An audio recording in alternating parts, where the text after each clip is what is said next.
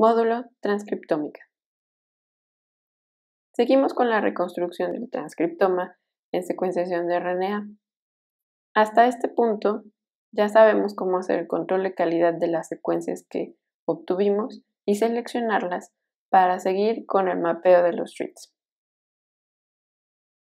Recordemos que tenemos millones de reads que generamos a partir de nuestras muestras y ahora los vamos a mapear o alinear al genoma de referencia. Esto nos va a servir como base para hacer análisis funcionales de saber qué es lo que significa biológicamente que estos reads se alineen a uno u otra parte del genoma. Cuando alineamos reads a nuestra secuencia de referencia, podemos clasificarlos en tres tipos. Uno, los reads de unión, que como su nombre lo dice, van a encontrarse entre los sitios de unión de un exón con otro.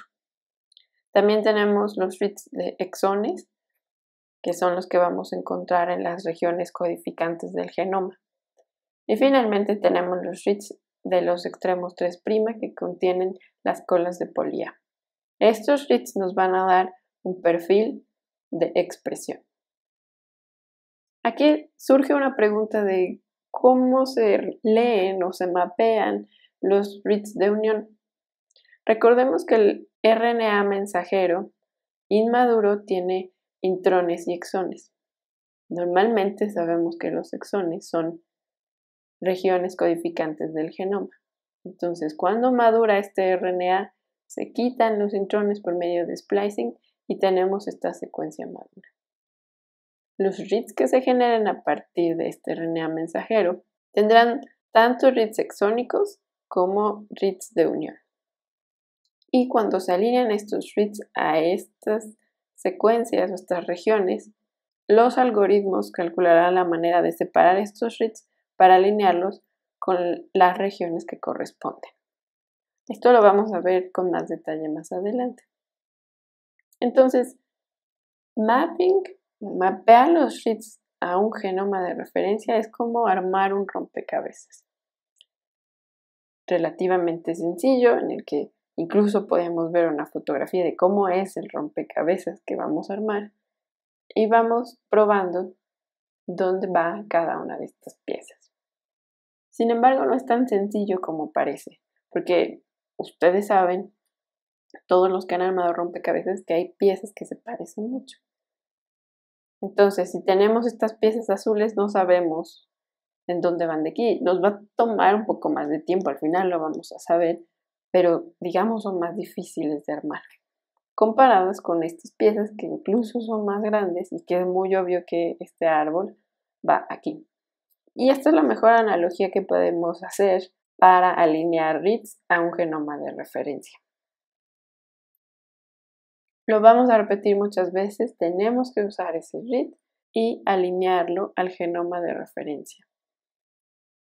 Vamos a tomar este read, vamos a ir viendo en dónde alinean este genoma para poder estimar de qué región proviene.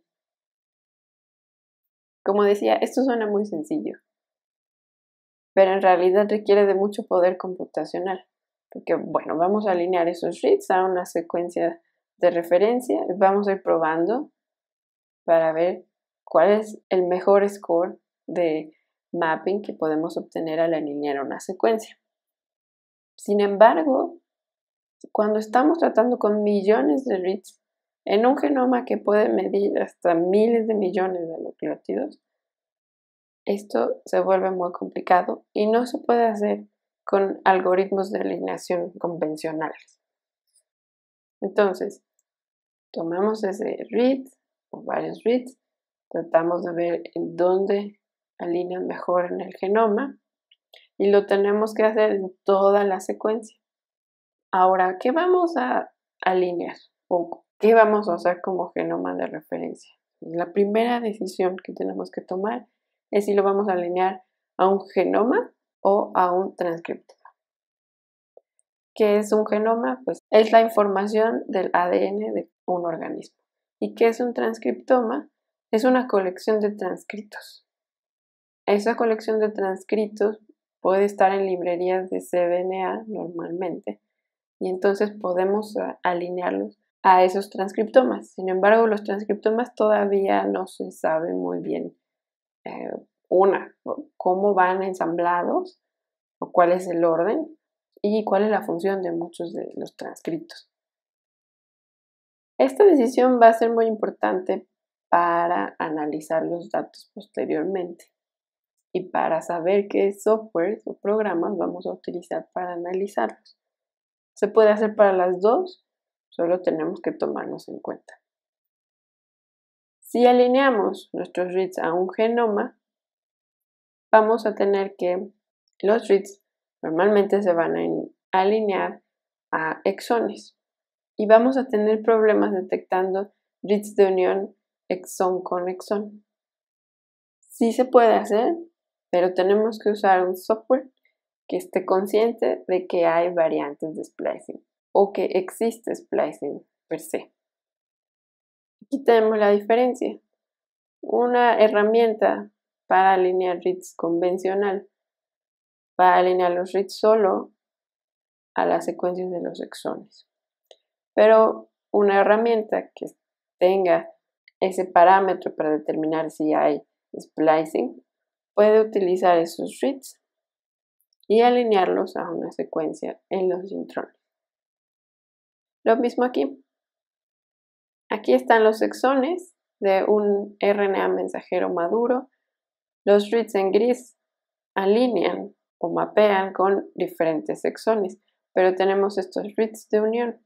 Cuando mapeamos solo al genoma, vemos que estos reads de unión se separan y se van a alinear solamente con la secuencia que corresponde al exón.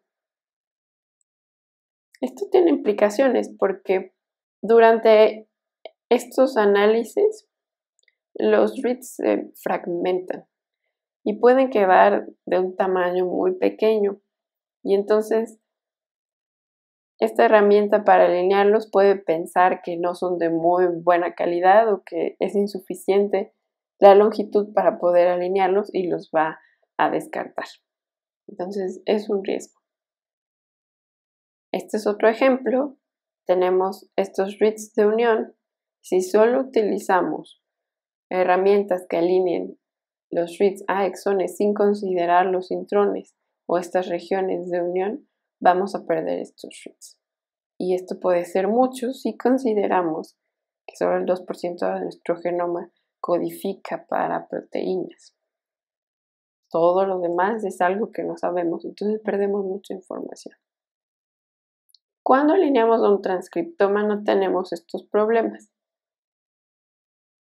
Pero los reads que vienen de los exones, que son parte de estas regiones codificantes, podrían ser de diferentes isoformas y entonces se van a alinear muchas veces a diferentes regiones como diferentes transcriptos.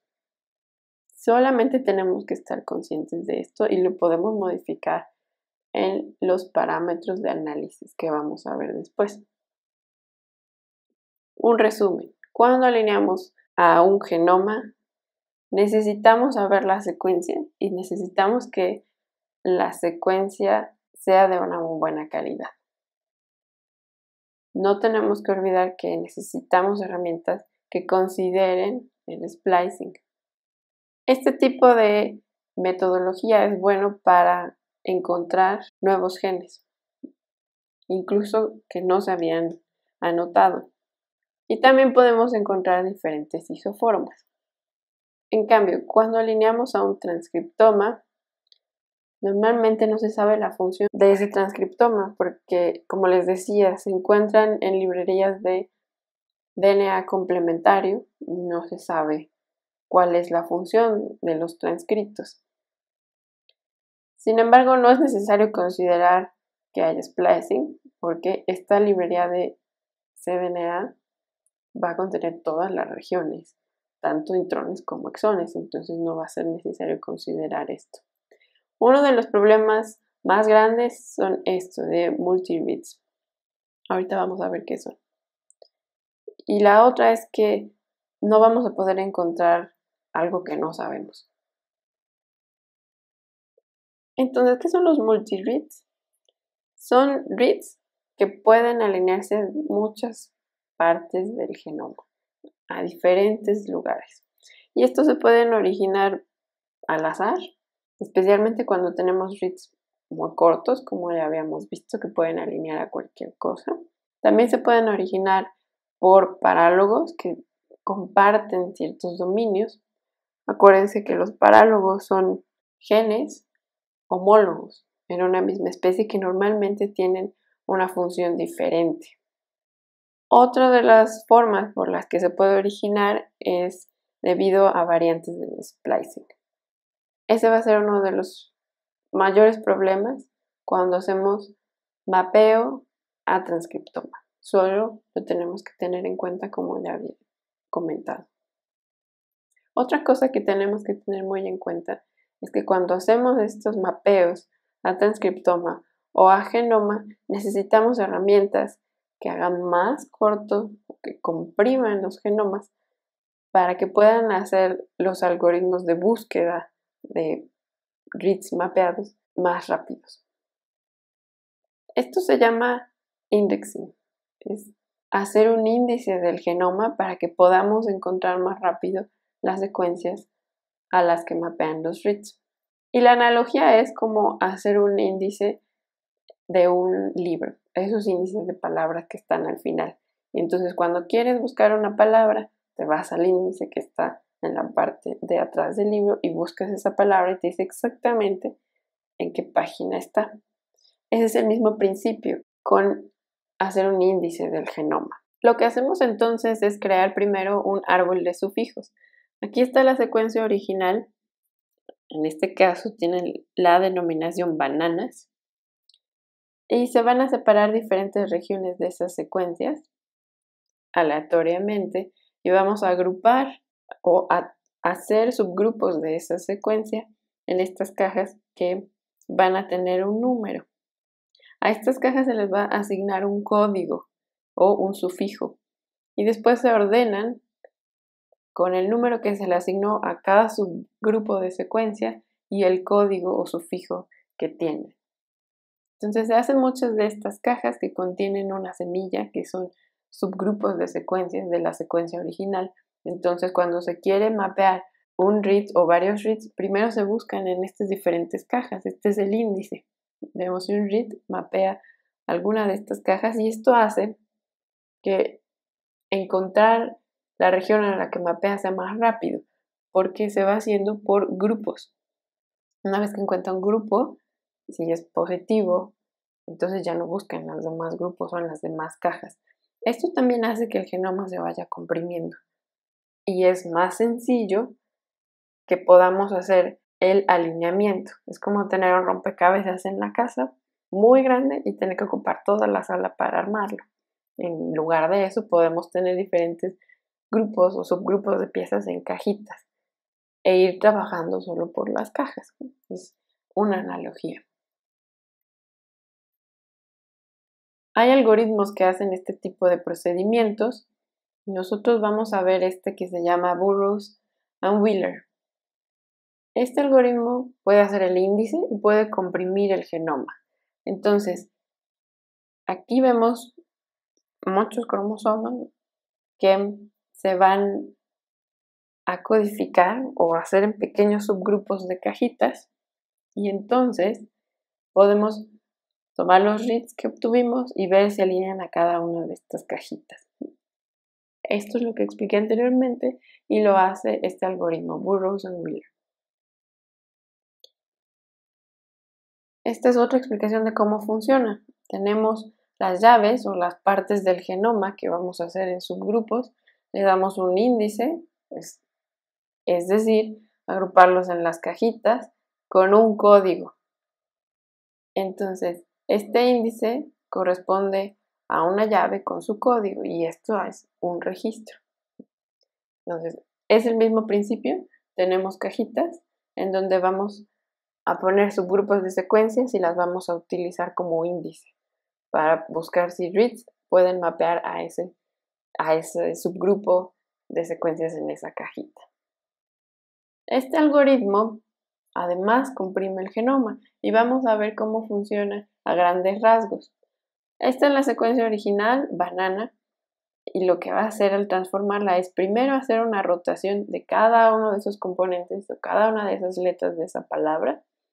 Después va a ordenar esas líneas, en este caso por orden alfabético, y toma la última línea y cada una de esas letras.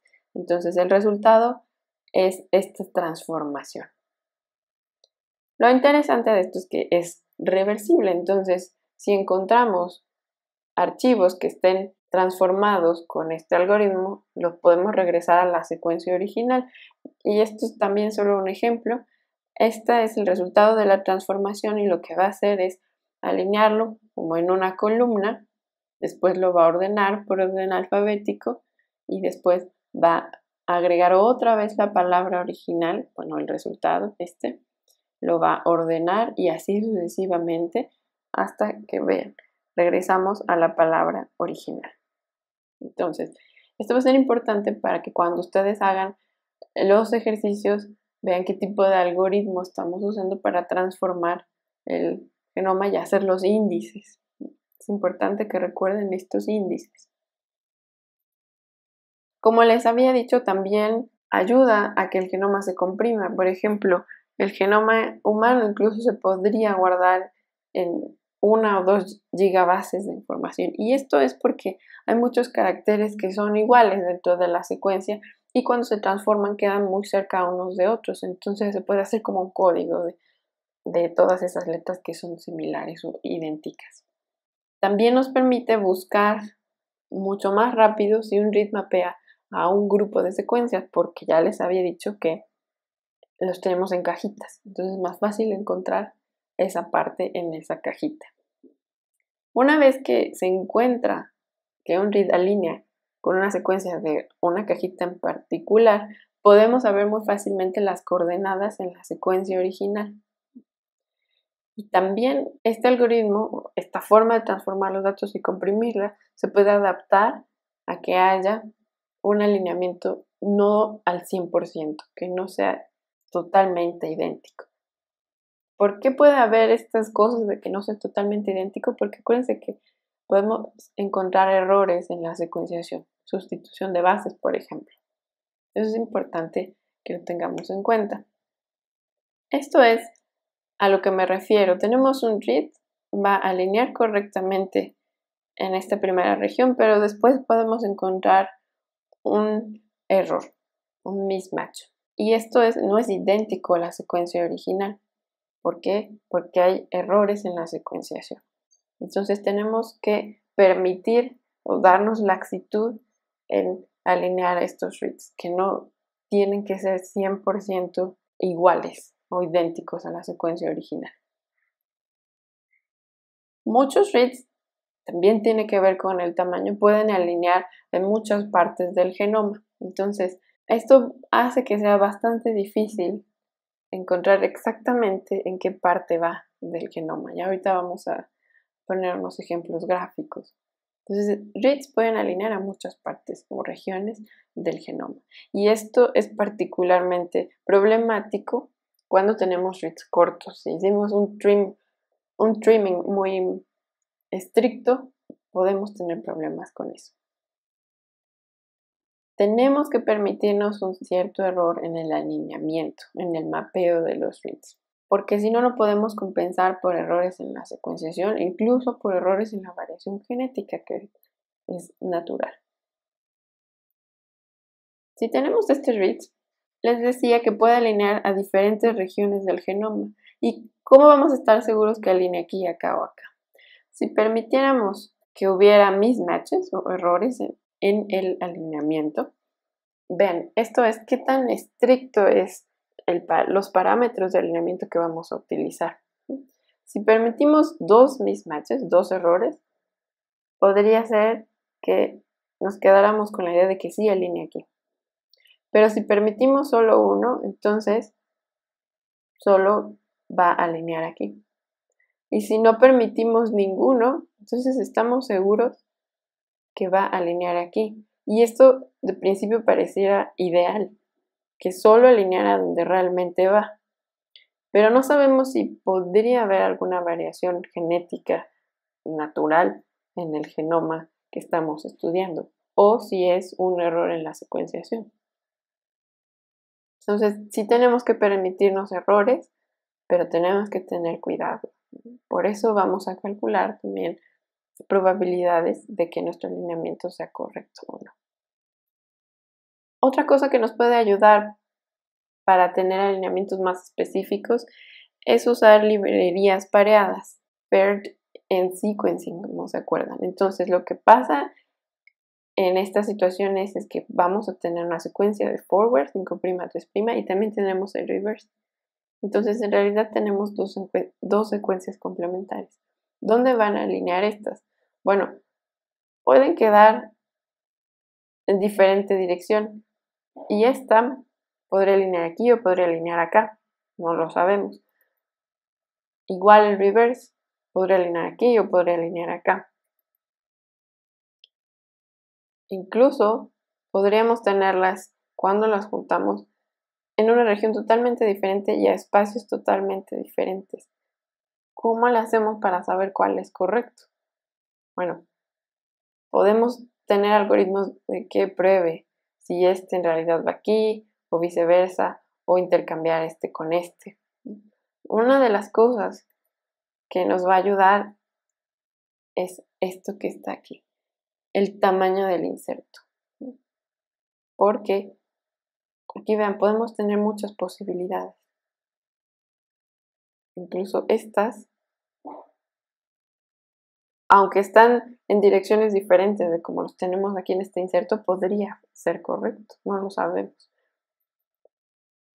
Necesitamos tomar en cuenta el tamaño del inserto. Aunque no conocemos esta región, no sabemos qué secuencia hay ahí, pero sabemos el tamaño. Entonces, estos dos deberían estar a una distancia que corresponda a este inserto. Cuando lo tomamos en cuenta, entonces estamos seguros que alinea aquí. Los dos deberían estar en estas direcciones a una distancia correspondiente al inserto. Entonces, nosotros debemos saber cuál es el tamaño del inserto.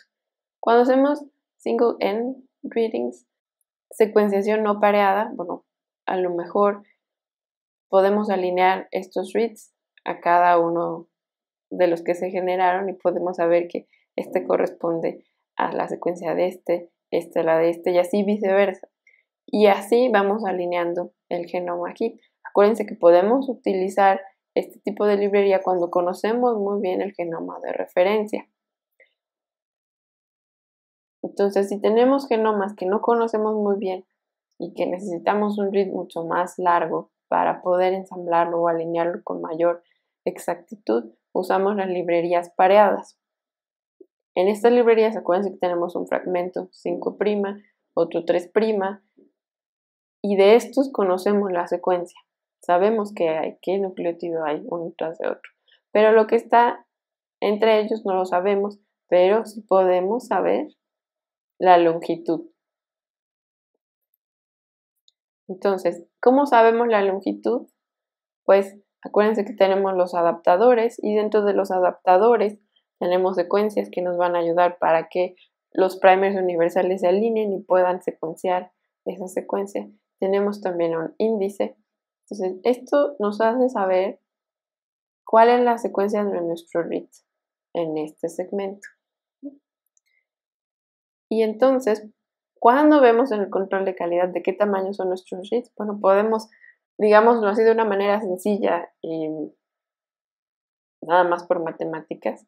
Claro, si tenemos 10 reads, por ejemplo, saber que nuestro adaptador nos generaba una secuencia de tanto y que tenemos un read de 100, entonces le restamos a esos 100 nucleótidos lo que sabemos de este adaptador. Entonces, esto se tiene que hacer con algoritmos en un software, porque acuérdense que trabajamos con millones de reads. Si sabemos de qué tamaño es ese inserto, lo podemos saber desde la preparación de la librería. Por ejemplo, acuérdense que vimos cómo hacer librerías de fragmentos muy largos y entonces podemos tener una idea, saber de qué tamaño es ese inserto. También lo podemos saber de bases de datos públicas en donde se puede estimar la distancia entre cada uno de los reads pareados. Estos parámetros también se pueden poner en los softwares que vamos a utilizar después para que nuestro mapeo sea con más exactitud. Podemos decirle, mi inserto desconocido está entre esta y esta longitud o es exactamente de esta longitud. Lo mismo, tenemos la longitud total del fragmento. Esto lo podemos saber con análisis de QC o cuando preparamos la librería. Sabemos qué secuencia es el adaptador y sabemos hasta dónde va a secuenciar y vamos a obtener el read en este fragmento 3' o 5'. Pero a veces los reads, esta amplificación no alcanza a cubrir todo el fragmento o todo el inserto, la distancia interna de este fragmento. Entonces, no sabemos en este caso cuál es la secuencia de este fragmento rojo, pero sí sabemos esto. Entonces tenemos que alinear estas secuencias conocidas a nuestro genoma de referencia. Independientemente de eso, como no sabemos si esto va a alinear exactamente, tenemos que darle cierta laxitud en los parámetros de alineamiento. Pero también, al no saber qué tenemos aquí y qué alinea la secuencia de referencia, nos va a decir, esta secuencia es esto. También hay reads que pueden cubrir todo el inserto. En estos casos, no puede ser mucho más fácil alinear las secuencias. Y estos reads también pueden ser de diferentes tamaños. Entonces, todas estas cosas tenemos que tenerlas en cuenta para cuando tengamos que establecer los parámetros de mapeo en las herramientas que vamos a utilizar. Si sabemos el inserto o no, si sabemos el tamaño del inserto o no, si sabemos qué tipos de adaptadores usamos, tenemos que saber qué tipo de librería estamos utilizando, etc. Aquí tenemos un histograma en donde vemos el tamaño de los insertos. Esto se puede hacer con software también.